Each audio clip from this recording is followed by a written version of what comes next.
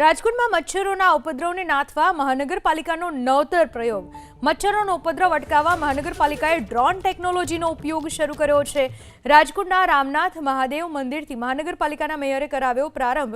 અલગ અલગ 3 team drone મારફત દરેક વોર્ડમાં કરશે કામગીરી. ડ્રોનની મદદથી મચ્છર ઉપદ્રવ અટકાવવા દવાનો છંટકાવ કરવામાં આવશે.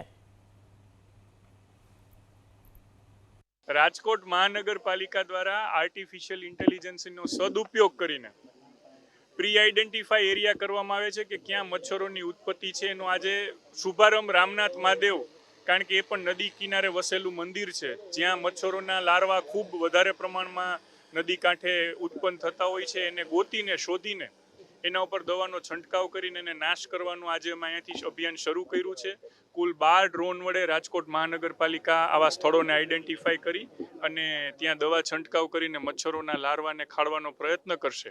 અને મને વિશ્વાસ છે કે મેલેરિયા અને ડેન્ગ્યુ જેવા જાનલેવા રોગો જે રાજકોટના આરોગ્યને ખૂબ નુકસાન કરતા હોય છે, લોકોને નુકસાન કરતા હોય છે, એને અમે મહદ અંશે ખાળી શકશું, ઓછા કરી શકશું.